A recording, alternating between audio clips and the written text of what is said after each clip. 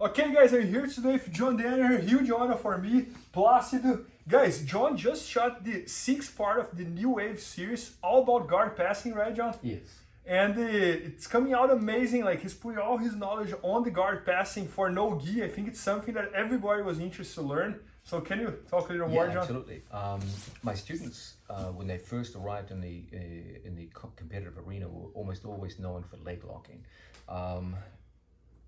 In recent years, they've also become almost as well known for guard passing. And when you look at how they pass guard in competition, you'll see they use a relatively small number of guard passing moves to get big results.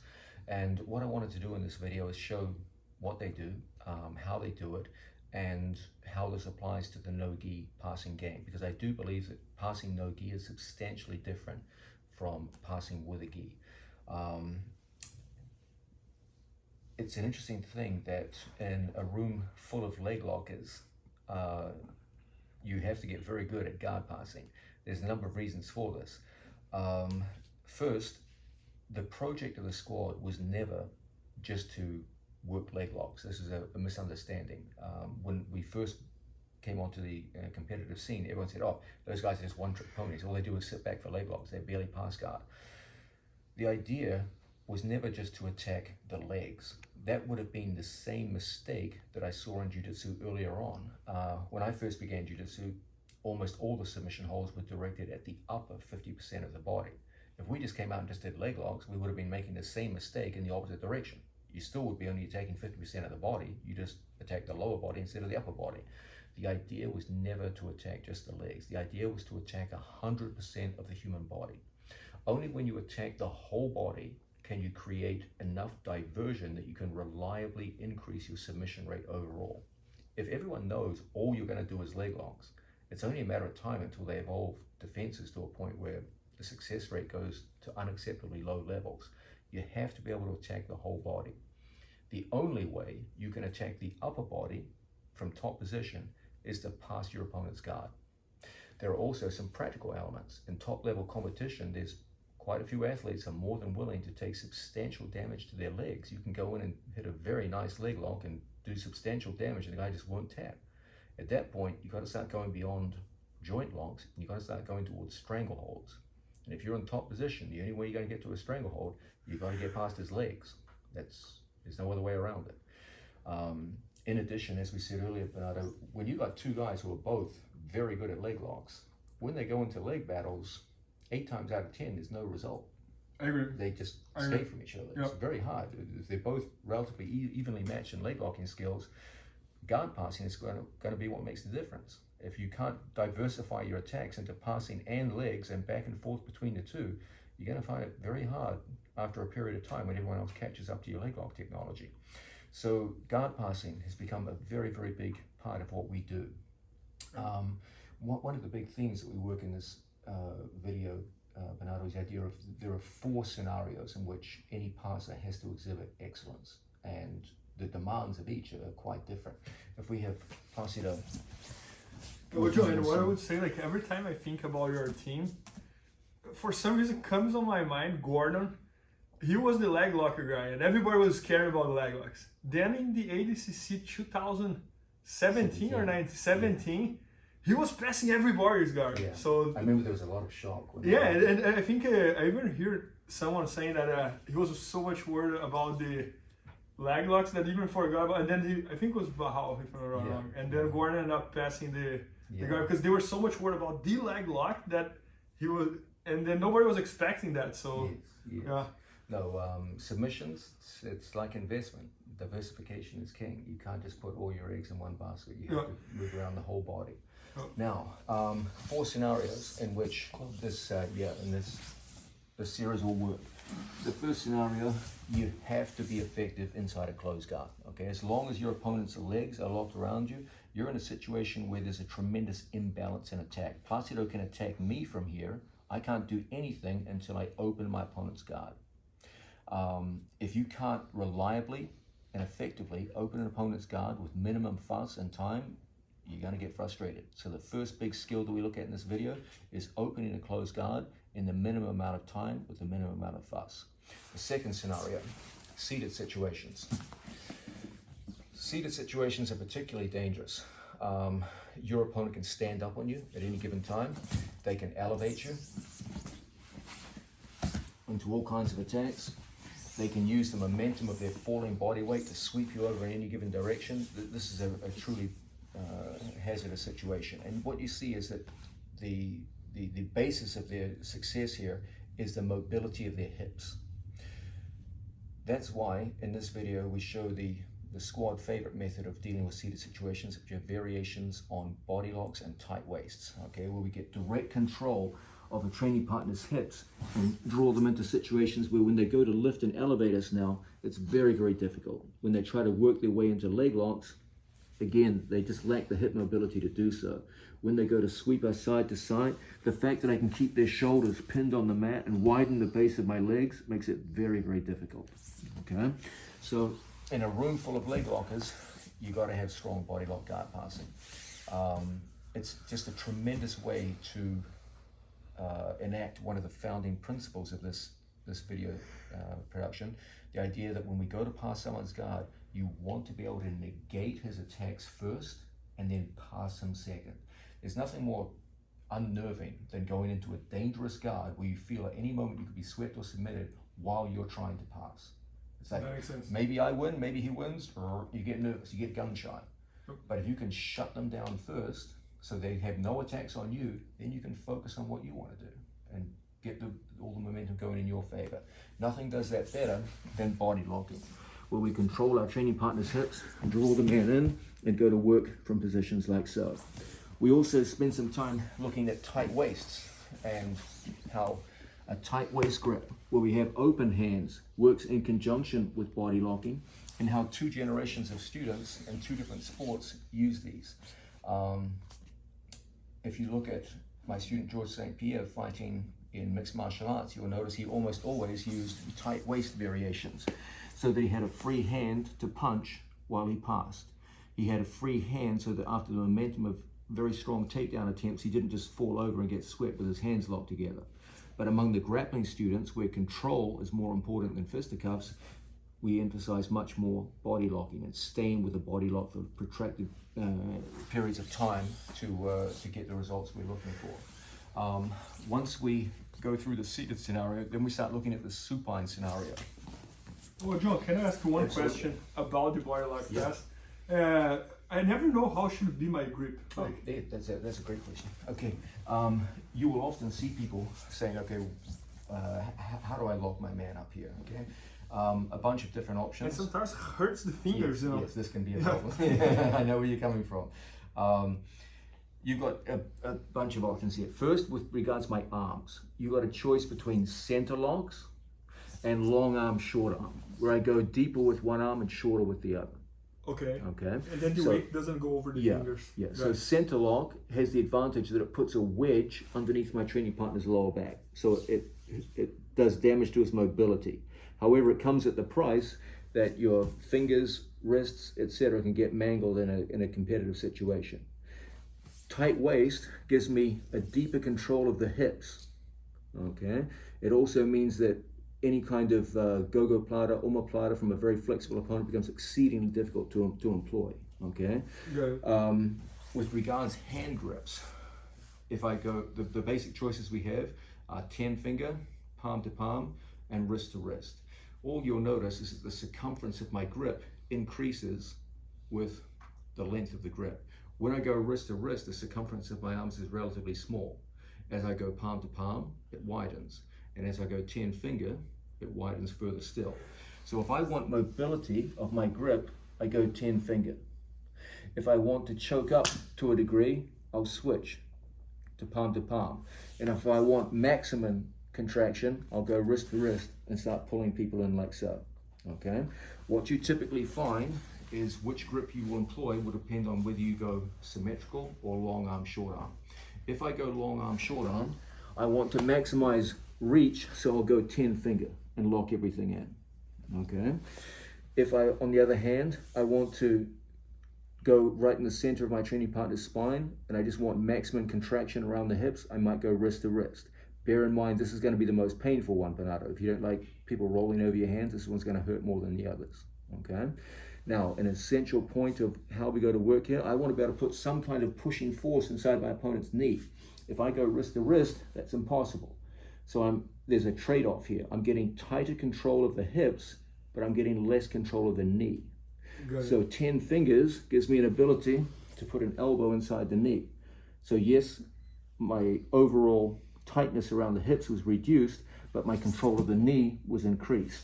So you see there's competing options here.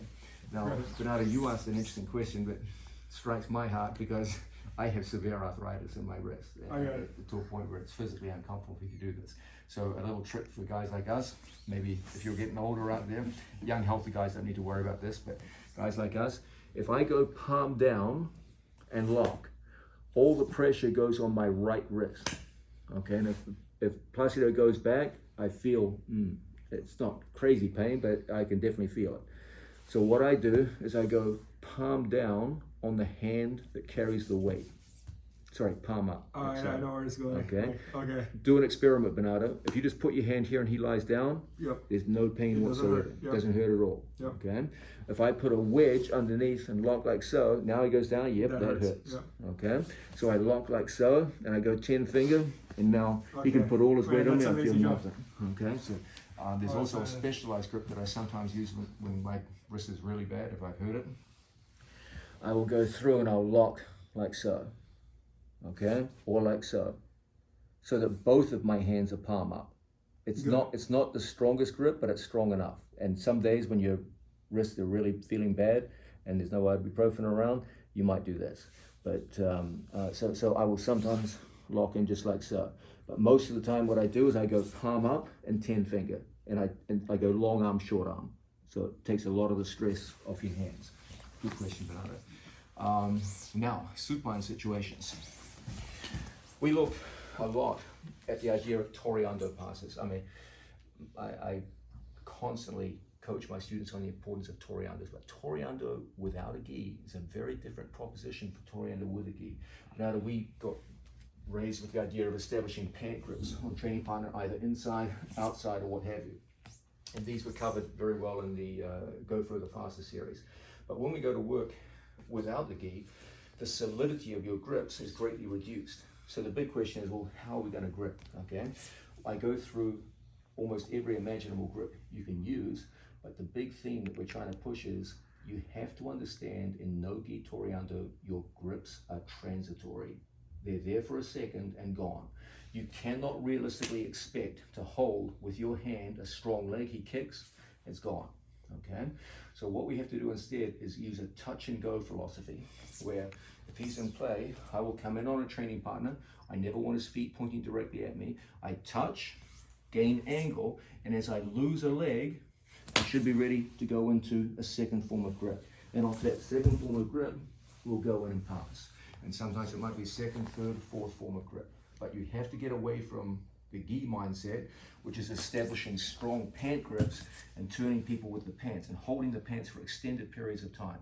You cannot realistically do this in a no-gi context. So the emphasis is much more on touch, angle, transition to a second form of grip, no matter what that form of grip is. I'll show what. So always some transition, John? Yes, it has to be hardwired. So it's a very simple thing of initial contact and angle.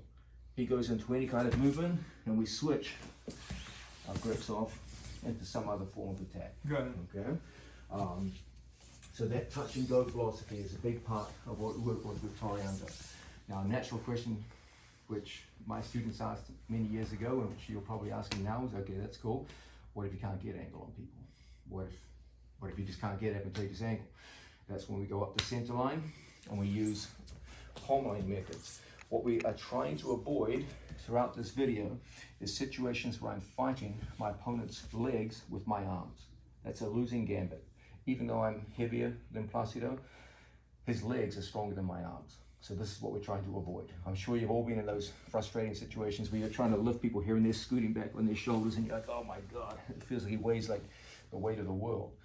We're looking to create situations where if I can't get angle, I will go up the center line with one foot in the middle and float over my training partner like so. This creates a situation where it's not my arms fighting his legs, it's my legs fighting his legs.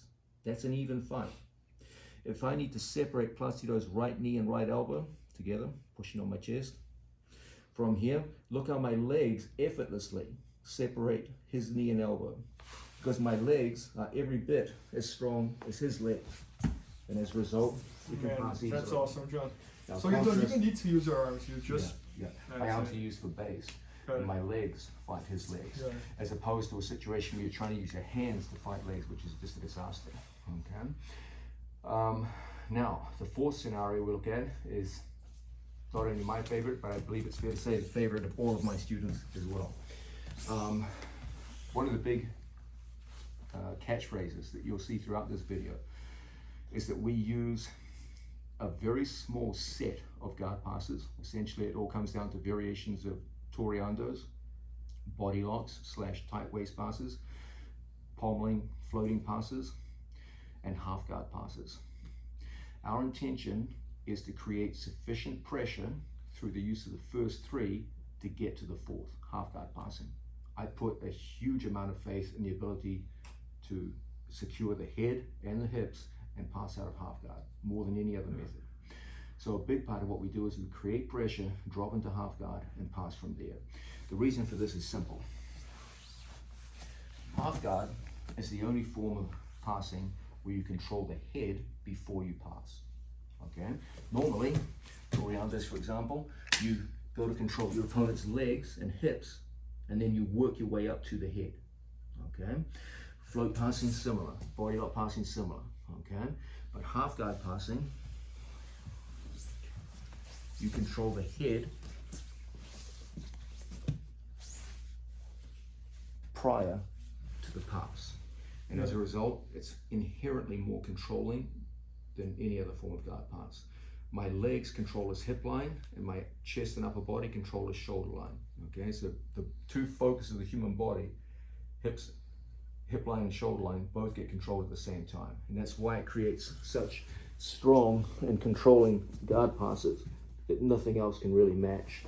And we spend a lot of time looking at the idea of going through the training partner's guard out of half guard. It's an interesting thing that even though we have a very small number of guard passing methods, each one of them is integrated with the other. Think about boxing, Bernardo. Essentially, you only have a very limited number of punches. Yeah, jab, direct. But you can combine them. Yeah, and then you can make like numbers of ways. 1,000 ways. Exactly. Yeah. And that's exactly what we do with guard passes. We have 4 methods of guard passing arranged into series, and they're integrated between them. And so we can just go back and forth. But the integration almost always has a direction, and that direction is towards half guard.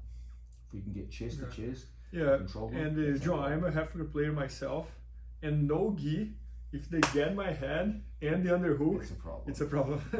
With gi, I can find the lapel, I can find this, I can find that. No gi, that can never happen, never. Interestingly, you just put your foot on it right there, Bernardo.